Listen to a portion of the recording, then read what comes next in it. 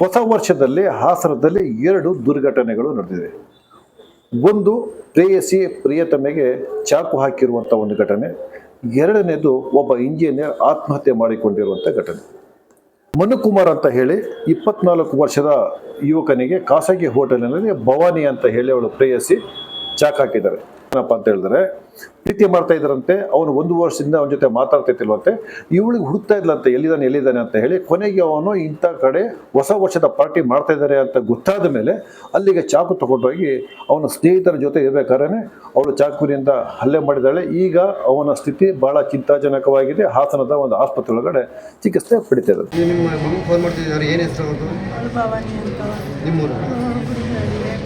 ಈಗ ನೆನ್ನೆ ಏನಾಯ್ತು ಅಂತ ಅಶೋಕ ಹೋಟ್ಲಲ್ಲಿ ಏನು ಅಂತ ಗೊತ್ತಿಲ್ಲ. ಇವನು ಪಾರ್ಟಿಗೆ ಹೋಗಿದ್ದ, ಅವಳೇನೋ ಫೋನ್ ಮಾಡ್ತಾ ಇದ್ದ, ಸಖತ್ತಾಗಿ ಫೋನ್ ಏನೋ ತೆಗ್ದಿಲ್ಲ ಅಂತ ಸಖತ್ ಗಲಾಟೆ ಮಾಡಿಲ್ಲ.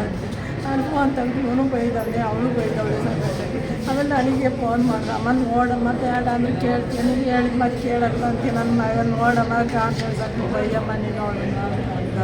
ಸರಿ ಕಣಪ್ಪ, ಯಾಕೆ ಬೇಕು ನಿನಗೆ ನನ್ನ ಮಗ ಅಲ್ಲ ಅಂದಮೇಲೆ ನೀನು ಏನಕ್ಕೆ ಬೇಕು, ನೀನು ಯಾಕೆ ಓದಿದ್ರಿ ಅಂತ ನಾನು ಅಂತಮೇಲೆ ಇವನು ಬಂದು ಬೈತಿದ್ದೆ, ಅವಳು ಬೈತಾ ಮತ್ತು ನನಗೆ ಏನು ಮಾಡ್ತಾನೆ ಅಂತ ನನಗೆ ಗೊತ್ತಿಲ್ಲ.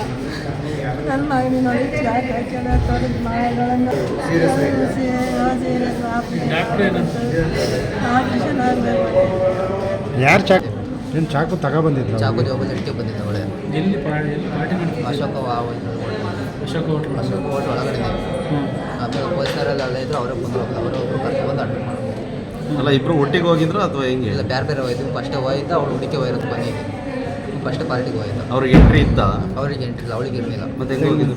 ಅವಳು ಹೆಂಗೆ ಗೊತ್ತಿಲ್ಲ, ಹೊರಗಡೆ ಬಂದಿದ್ರು ಯಾರು. ಮತ್ತು ಎರಡನೇದು ಘಟನೆ ಏನಪ್ಪ ಅಂದರೆ, ಪ್ರಮೋದ್ ಕುಮಾರ್ ಅಂತ ಹೇಳಿ ಅವನಿಗೆ 35 ವರ್ಷ, ಅವನು ಇಂಜಿನಿಯರ್ ಆಗಿದ್ದ. ಅವನು ಹೇಮಾವತಿ ಹೊಳೆಗೆ 3 ದಿನದ ಹಿಂದೆ ಏನೋ ಹಾರಿದ್ರು. ಇವತ್ತು ಅವರು ಬಾಡಿ ಸಿಕ್ಕಿದೆ. ಇದಕ್ಕೆ ಕಾರಣ ಏನು ಅಂತ ಹೇಳಿದ್ರೆ, ಅವ್ನು ಮದುವೆಯಾಗಿ 7 ವರ್ಷ ಆಗಿತ್ತು. ಹೆಂಡತಿ ಬಹಳ ಅವನಿಗೆ ತುಂಬ ಕಾಟ ಕೊಡ್ತಾ ಇದ್ಲು. ಹಾಗಾಗಿ ಅವನು ಆತ್ಮಹತ್ಯೆ ಮಾಡ್ಕೊಂಡಿದ್ದ ಅಂತ ಅವ್ರ ತಂದೆ, ಈಗ ಏನು ಪ್ರಮೋದ್ ಇದ್ದಾರೆ, ಅವರ ತಂದೆ ಈ ರೀತಿ ಆರೋಪ ಮಾಡ್ತಾ ಇದ್ದಾರೆ. ಸರ್ ಏನಿಲ್ಲ ಸರ್, ನಾವು ಮದುವೆ ಮಾಡಿ 7 ವರ್ಷ ಆಯ್ತು. 7 ವರ್ಷದಿಂದ ಇವಳು ನಮ್ಮ ಮನೆ ಸೊಳ್ಳೆ ಮಾಡಕ್ ಬಂದಿಲ್ಲ. ಆದ್ರೂ ನನ್ನ ಮಗ ಮರ್ಯಾದೆಗೆ ಹಂಚ್ಕೊಂಡು ಏನು ನಮ್ಗೆ ಏನು ಹೇಳಿಲ್ಲ ಸರ್. ಮದುವೆ 2 ವರ್ಷಕ್ಕೆ ಏನ್ ಮಾಡಿದ, ಇವರು ಹೋಗಿ ಗಲಾಟೆ ಮಾಡಿ ಹೊಡೆದ್ಬಿಟ್ಟು ಇದು ಮಾಡಿ ಖಾಲಿ ಪೇಪರ್ ಸೈನ್ ಹಾಕಿ ಬಂದ್ರು. ಖಾಲಿ ಪೇಪರ್ ಸೈನ್ ಹಾಕಿ ಬಂದ್ರು ನನ್ನ ಮಗ ಹಿಂಗ್ ಹಾಕಿದ್ದಾರೆ ಅಂತ ಅಂದ. ನಾನು ಮತ್ತೆ ಗೊತ್ತಿಂ ಬಿಡು ಅಂತ ಅಂದು. ಆಮೇಲೆ ಯಾರು ನಿಮ್ಮಂತಾರ ಏನಂದ್ರು, ಸ್ಟೇಷನ್ ಕಂಪ್ಲೇಂಟ್ ಕೊಡಿ ಅಂದ್ರು. ಕಂಪ್ಲೇಂಟ್ ಕೊಟ್ಟರು. ಸಾಹೇಬ್ರು ಏನ್ ಖಾಲಿ ಪೇಪರ್ ಸೈನ್ ಹಾಕಿ ಬಂದು ಕೊಡು ಅಂತ ಅಂದ್ರೆ ಕೊಡಲ್ಲ ಸರ್. 5 ಗಂಟೆ ತಗೋಬಾರ ನೀವು ಅಂತ ಹೇಳಿ ಆದೇಶ ಇದು ಮಾಡಿದಾಗ ಆಗ 5:15 ತಗೊಬಂದು ಕೊಟ್ಟ. ಆಮೇಲೆ ಆಗ ಯಾವ್ದು ಬೇಡಪ್ಪ ನೋಡು, ಹುಡುಗ ಒಳ್ಳೇದಿದ್ದಾನೆ, ಬುದ್ಧಿವಂತಿದ್ದಾನೆ, ಏನ್ ಅಡ್ಜಸ್ಟ್ ಮಾಡ್ಕೊಂಡು ಹೋಗು ಅಂತ ಹೇಳಿ ಇದು ಮಾಡಿದ್ರು.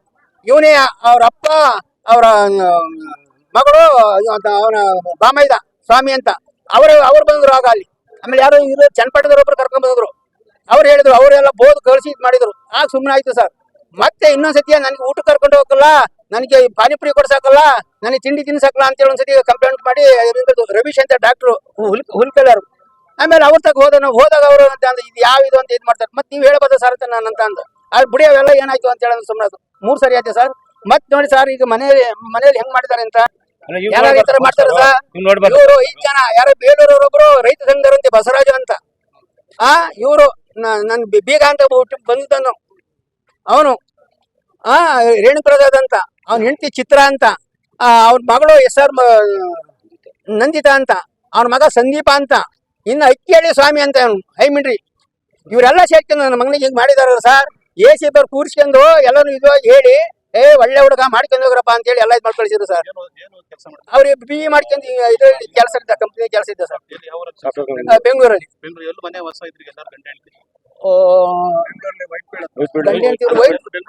ಬೆಂಗಳೂರಲ್ಲಿ ಸರ್ ಒಟ್ಟಿಗೆ ಇದೇ ಸರ್. ಇದು ಏನಿಲ್ಲ, ಹಿಂಗೇನಿಲ್ಲ ಸರ್. ಅವಳಿಗೆ ಸೋಚಿ ತಿರುಗಬೇಕು, ತಿನ್ಬೇಕು, ತಿರುಗಬೇಕು ನನ್ನ ಮಗನ ಮೇಲೆ. ಆಮೇಲೆ ಯಾರು ನಮ್ಮ ನೆಂಟರ ಹತ್ರ ಆಗ್ಲಿ, ನಮ್ಮ ಇವ್ರ ಅಕ್ಕಂಗಿಯರಾಗ್ಲಿ ಮಾತಾಡಕೂಡ್ದು. ಅವ್ರ ಅಪ್ಪ ಅಮ್ಮ ಅವ್ರ ಮನೆಗೆ ಹೋಗಂಗಿಲ್ಲ, ಅವ್ರ ಮಗನ್ ನೋಡಂಗಿಲ್ಲ. ಫ್ಯಾಮಿಲಿ ಕೋರ್ಟ್ಗೆ ಅಂತ ಹಾಕಿದಾಳೆ ಈಗ 2 ತಿಂಗಳಿಂದವ. ಇದರಿಂದ ಇಷ್ಟೊಂದೆಲ್ಲ ಟಾರ್ಚರ್ ಕೊಟ್ಟು ಸರ್ ನನ್ನ ಮಗನಿಗೆ ಈ ತರ ಮಾಡಿ, ನನ್ನ ಮಗನ ಸಾವಿಗೆ ಅವರೇ ಕಾರಣ ಸರ್. ನಮ್ಗೆ ಇಷ್ಟು ಕಿರುಕುಳ ಕೊಟ್ಟು ಇದು ಮಾಡಿದ್ದಾರೆ ಸರ್. ಏನಿಲ್ಲ ಸರ್, ನಮ್ಗೆ ನ್ಯಾಯ ಬೇಕು. ಸರ್ ನಮ್ಗೆ ಗೊತ್ತಿಲ್ಲ ಸರ್. ಇವಳು ಬೆಳಿಗ್ಗೆ ಭಾನುವಾರ ಬೆಳಿಗ್ಗೆ 11 ಗಂಟೆಯಲ್ಲಿ ಬೇಕಾದಂಗ್ ಮಾತಾಡಾಳೆ. ನನ್ನ ಮಗ ಅದನ್ನು ನಮ್ಗೆ ಹೇಳಿಲ್ಲ. ನಾವು ನನ್ನ ಮಗಳು ನನ್ನ ಮೊಮ್ಮಗನು ದೇವಸ್ಥಾನಕ್ಕೆ ಹೋಗಿದ್ದು. ಸಾಯಂಕಾಲ 6:15 ಮನೆಗೆ ಬಂದಾಗ ನನ್ನ ಮಗ ನಮ್ಗೆ ಒಂದು ಚೂರು ಮಾತೇನು ಹೇಳಲ್ಲ ಸರ್. ಅದನ್ನ ಕೇಳಿದ್ದು. ಆಮೇಲೆ ಕೊನೆಗೆ ಕಡ್ಲೆ ಗಿಡ ತಿಂದ, ಕಾಫಿ ಕುಡ್ದ, ಚಿತ್ತೆ ಹಣ್ಣು ತಿಂದ. ಆಮೇಲೆ ಕೊನೆಗೆ ನನಗೆ ಗಾಡಿ ತಗೊಳಪದಿ ವಸ್ತ್ರ ಅಂತ ಅಂದ. ನನಗೆ ಬೇಡ ಕಣಪ್ಪ, ನನಗೆ ಯಾತೆ ಬೇಕಿನ್ನ, ನನಗೆ ಇದೇ ಸಾಕು ಅಂತ ಅಂದೆ. ಆಮೇಲೆ ನಮ್ಮಲ್ಲಿ ಅಂದ್ರು ಅಕ್ಕಿ ಮಿಲ್ ಮಡ್ಸ್ಕೆ ಪದಿ ಅಂತ ಅಂದ್ರು, ಮಡ್ಸ್ಕೆ ಬನ್ನಿ ಅಂತ ಅಂದ್ರು. ಆಯ್ತು, ನಾನು ಮಡ್ಸ್ಕೆ ಹೋಗ್ತೀನಿ ಬಿಡು, ನಾನು ಓದ್ತೀನಿ ಅಂದೆ. ಆಮೇಲೆ ಇವನೇನ್ ಹೇಳಿದ, ಬೇಡ ಪತಿ ರೂಪನ್ನು ಕರ್ಕೊಂಡು ಹೋಗು, ಕರ್ಕೊಂಡೋಗಿ ನಿನ್ ಕೈ ಹಾಕುವಲ್ಲ, ಹೋಗಿ ಮಡ್ಸ್ಕೆ ಬರೋದು ಅಂದ್ರು. ಆಮೇಲೆ ಹಂಗ ನನ್ನ ಮಗಳು ನಾನು ಹೋದ ಸರ್. 6:15 ಸರ್ ನನ್ನ ಮನೆಯಿಂದ ಹೊರಟಾಗ. 6:15 ಹೋಗಿ ಮತ್ತೆ 7 ಗಂಟೆಗೆ ವಾಪಸ್ ಬಂದ್ರೆ ಇವನೇ ಇಲ್ಲ ಸರ್. ಇವನಿಗೆ ಹುಷಾರಿಲ್ಲ ಸರ್. ಭಿನ್ನವಾಗಿತ್ತು ಸರ್. ನಾನು ಇದ್ರಲ್ಲಿ ಆಯುರ್ವೇದಿಕ್ ಆಸ್ಪತ್ರೆಯಲ್ಲಿ 1 ವಾರ ಅಡ್ಮಿಟ್ ಮಾಡಿದ್ದೆ ಸರ್. ಆಮೇಲೆ ಜೀವ ಜ್ಯೋತಿ ಆಸ್ಪತ್ರೆಯಲ್ಲಿ 20 ದಿವಸ ಒಬ್ಬನೇ ಬಂದದ್ದು. ಅವಳು ಬಂದಿಲ್ಲ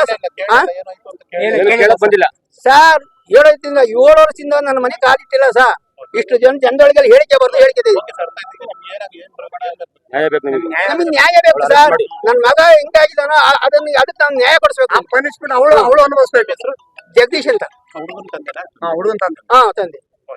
ಇದು ಈ ವರ್ಷದ ಮೊದಲನೇ ದಿನದ 2 ದುರಂತಗಳು.